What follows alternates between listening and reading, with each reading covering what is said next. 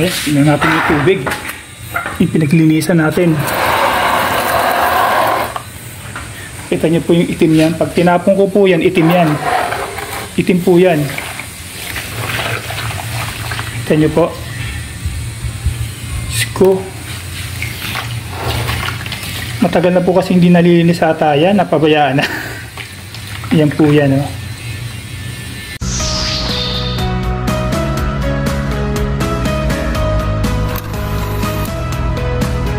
Magandang araw mga kaibigan. Welcome sa aking YouTube channel. Ngayon, maglilinis tayo ng maduming condenser ng sasakyan.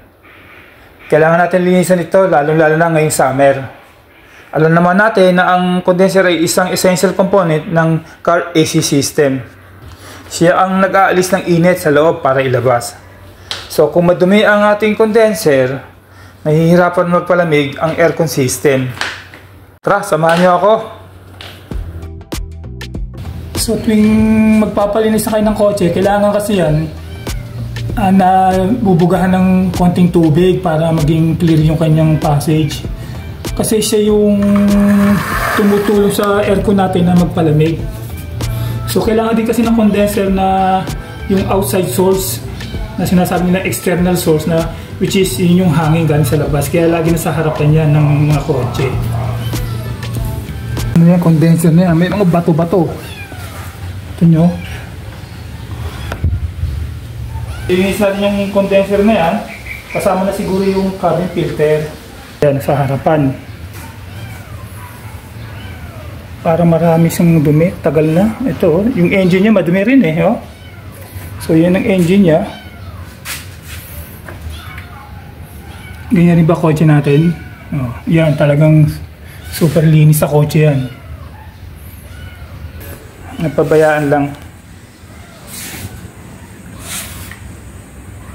So tingnan natin paano natin ba malalaman na condenser na yung ating lilinisin. So pwede natin pagsabayin kasi yung condenser na yan saka yung radiator.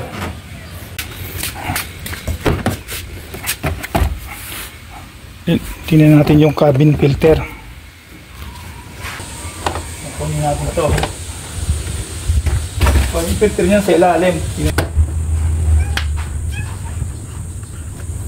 Ito kung madumi na rin ito. Sus! Dapat palitan yan. Nakakita nyo, sobrang dumi. Linisin natin itong condenser.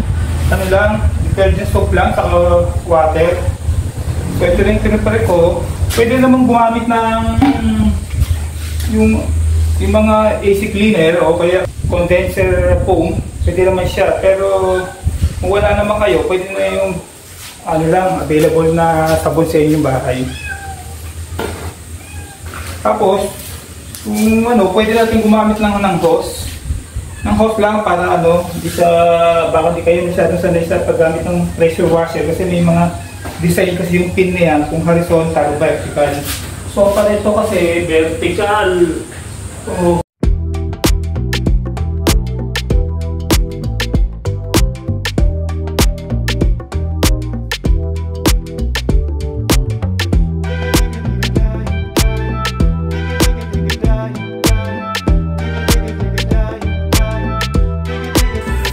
babad lang natin ng mga 10 minutes yan. So, kailangan maanlawan yan. Hindi pwedeng walang anlaw yan.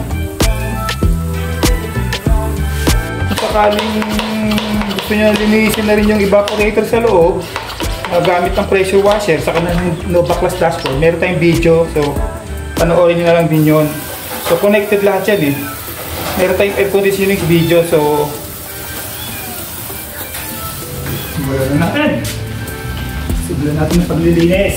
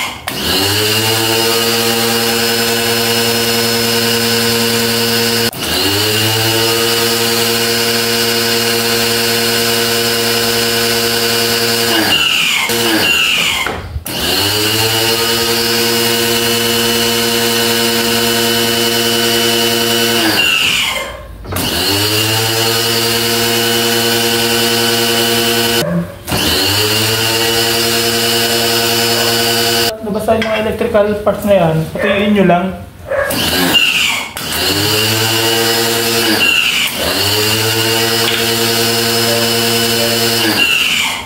Patuyuin nyo lang nila bago sila i-cultivate. So, patuyuin nyo lang.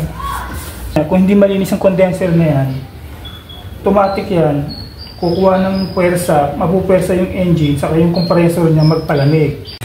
Okay, tingnan natin yung tubig. Yung pinaglinisan natin. Yung itim yan, pag tinapon ko po yan, itim yan. Itim po yan.